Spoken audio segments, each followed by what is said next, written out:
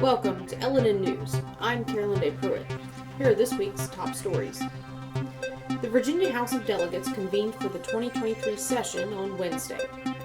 The body found in Colonial Heights has been identified by Virginia State Police. A 59-year-old man was killed in a hit and run on Tuesday night in Petersburg.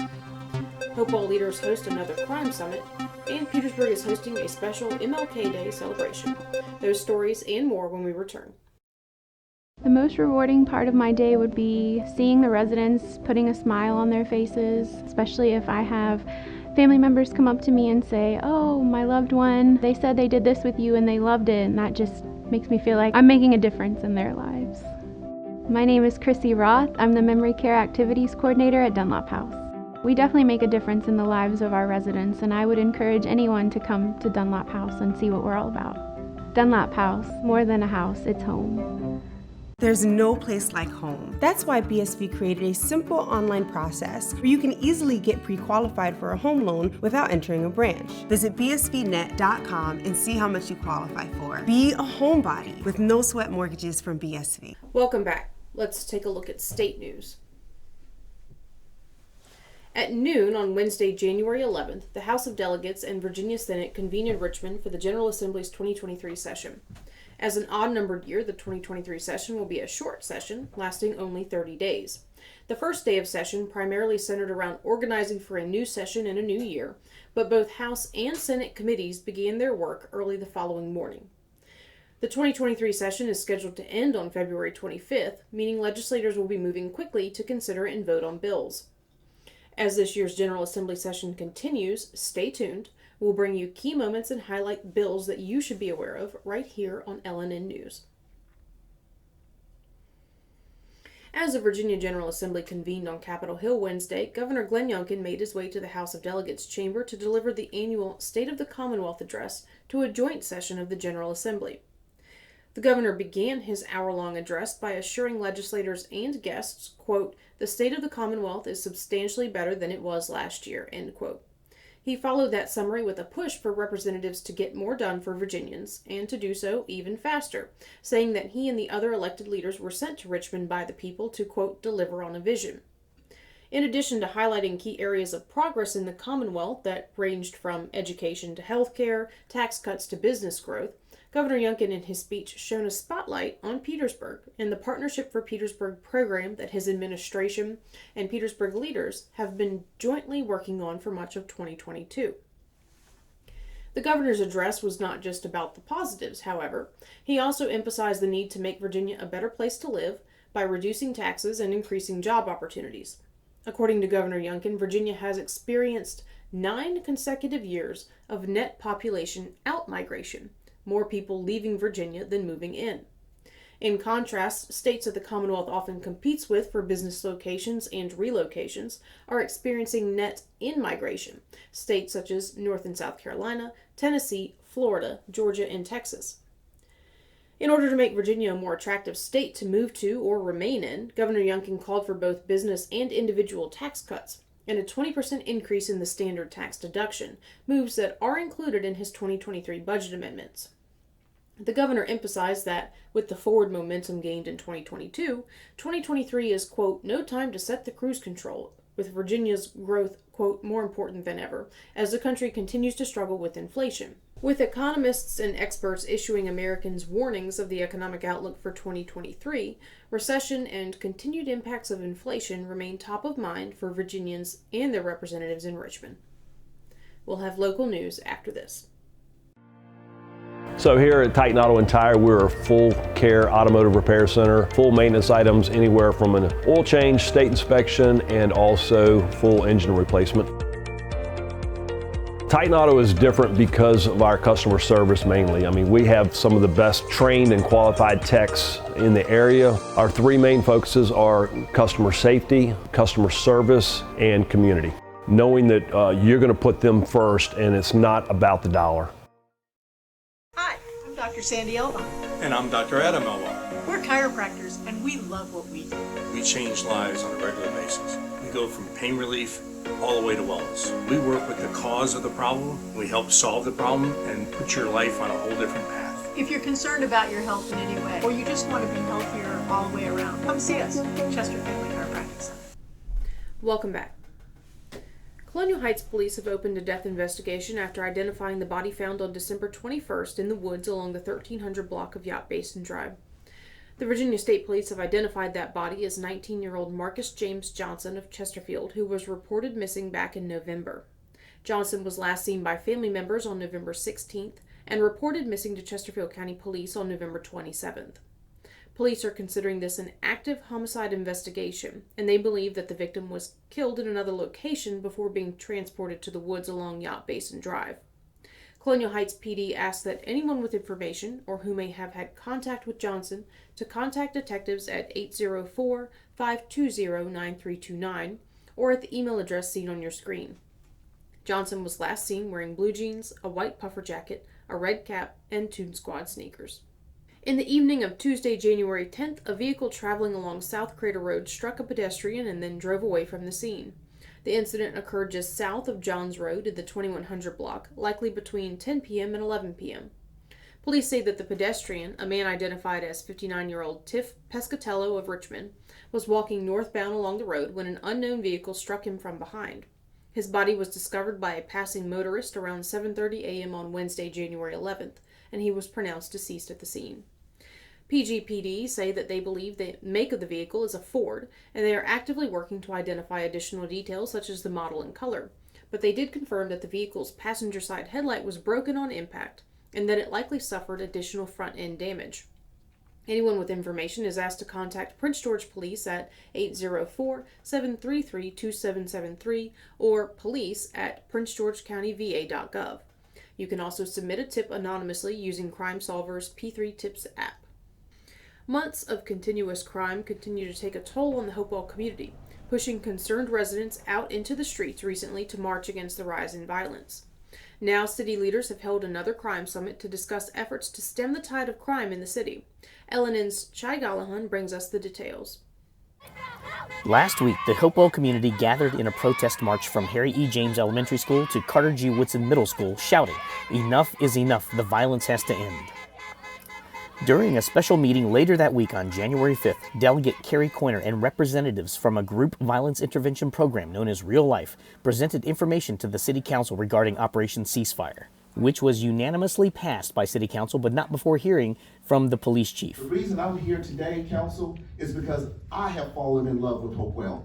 I have fallen in love with the citizenry of Hopewell. I have fallen in love with the men and women that wear this uniform because this is not an easy place to work. It is not.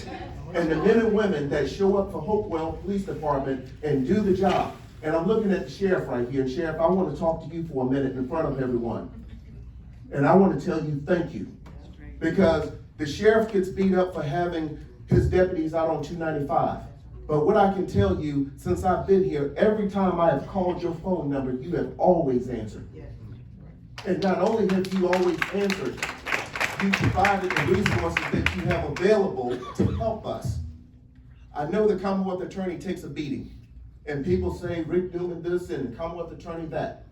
But Rick Newman, I see you sitting here tonight, and I say thank you, because when I have dialed your phone number, you have answered. You have answered. And you have challenges in your office just like we have challenges in our office. I'm not going to throw blame at anyone. I'm not going to throw blame at council, because what I feel the energy is that going into this new year, everybody is committed to being bolder, being stronger. It hurts me when I show up on a crime scene. It pains me to hear a mother say that her 10-year-old is scared to come home. This is my city. I am the police chief. And there's no police chief worth their salt that would be okay with that. So I'm angered by the crime that happens in the city. But I also know that for every crime that's committed, there's somebody out there that knows who's responsible for it. Now that's real talk. Our police officers are invested in this city. They're not calling out sick. They're not missing work. They are showing up. I thank you all for coming into the city and not just telling us what we're doing wrong, but you're showing us some weaknesses, but you're also bringing some suggestions. And I thank City Council for listening to our suggestions. And I'm also finding energy because I don't feel like we have to try to arrest everybody. We gotta make some arrests now, don't get me wrong. And we're working very hard to do that. That's an important part of what we do. But we can't make enough arrests to fix the problem. All right, we're here with Delegate Carrie Coyner, and what happened tonight at Hopewell was quite unexpected. It was. So we were coming tonight to give a presentation to the people and to the entire City Council as one elected body, and really thought maybe it would be placed on the next agenda, but tonight they waived the rules and approved to move forward, so really exciting. That's very surprising, too. Now, what does this mean for you? Can you get started earlier, or do you still have a timetable that you're adhering to? No, we'll be able to get started earlier, so we're really, really lucky that Real Life is willing to come in and work with us and partner so we will get started sooner. So all the things align. We are very fortunate in our city that we had our police chief and our sheriff, our Commonwealth attorney, our health folks, our school folks, everybody on board. So having a newly elected city council and being able to get in front of them as an entire body at one time was great. And that's what you discussed at the press conference you had a couple of weeks ago right here at Hopewell about everybody banding together, and it looks like you made a difference. It's awesome. Yeah, we all will make a difference. So it's going to take every person in the city rolling up their sleeves. So this is the positive start, and it's going to keep going. I can feel it. New energy, new year. From Hopewell, this is Chai Gallahan reporting for LNN USA. The Prince George Board of Supervisors met for the first time in 2023 on Tuesday night, January 10th. As part of their organization for the new year, the board members voted on a new chairman and vice chairman. Supervisor Donald Hunter was selected to serve as chair and Supervisor TJ Webb as vice chair. Hunter has served twice as chairman of the board in the past, while Webb's selection places him in his first leadership position on the board since he was first elected. Both supervisors have served the county on the board for 8 years, both for District 2. On Sunday, January 15th, the City of Petersburg will host a special program to celebrate 50 years since the City of Petersburg designated Dr. Martin Luther King Jr.'s birthday as a city holiday. According to the City of Petersburg, it was the first locality to establish Dr. Martin Luther King's birthday as an official holiday, 10 years prior to Dr. King's birthday becoming a national holiday. At the August 7, 1973 Petersburg City Council meeting, the city attorney presented the ordinance he had drawn up as requested by resolution to establish a holiday for city employees on January 15th of each year, honoring Dr. Martin Luther King Jr. The celebration on Sunday will begin at 3 p.m., doors open at 2:30 p.m. at the Petersburg Public Library. There is a small fee for entry in the form of a canned good that will be collected as part of the Day of Giving. That's it for local news. We'll have weather when we come back. Today's show is brought to you by our friends at the Cloud Factory, who take a customized approach to their customers. They know not everyone is alike, and neither are their needs. So, the Cloud Factory focuses on what's best for you when it comes to CBD, hemp-based products, vapor nicotine, glassware, and just about anything, providing alternative routes to a healthier you. It's time you heard the best fried chicken doesn't come out of a bucket or a box. You'll find it fresh out of the deep fryers at Breeze Inn. Virginia's finest chicken. Succulent, juicy chicken with a crispy coating. Hungry for more? Try our pulled pork barbecue, real Philly cheesesteaks, and mouth-watering burgers. Home to Virginia's finest chicken. And oh yeah, we've got a convenience store too. Welcome back. Now, Chai, the weather guy Gallahan, brings us weather. How are things looking out there, Chai? LNN Weather, brought to you by Petersburg Jewelers. Carolyn Day, Friday kicks the weekend off with warmth. A high near 57 and a low of 32. Saturday and Sunday are similar with highs in the upper 40s and lows in the mid-20s. Very sunny, though. Monday is Dr. Martin Luther King Jr. Day with sunshine and a high of 53 and a low of 36. Tuesday and Wednesday bring us partly cloudy conditions, highs near 60 and lows near 40. So this means that if you like to get outside, you can during the day, but at nighttime, it might be wise to bundle up and maybe cuddle next to a fireplace with a good book and a warm beverage.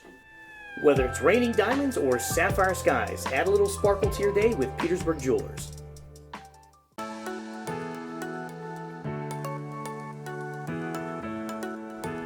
Yes, you can still get haircuts, colors, highlights, waxing services, everything that's going to make you look great right here at the Apothic Company.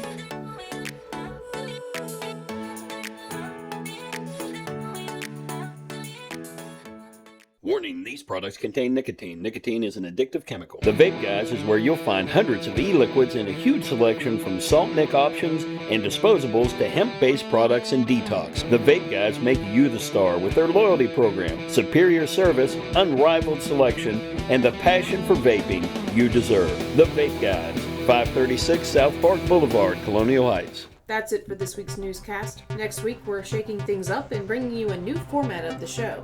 Your weekly headlines and more will be available on Friday evenings moving forward instead of Thursday, and we'll have additional topics and discussions beyond the headlines. So stay tuned next Friday evening. In the meantime, be sure to follow LNN on Facebook, Instagram, and YouTube. Thanks for watching LNN, News by the People, for the People.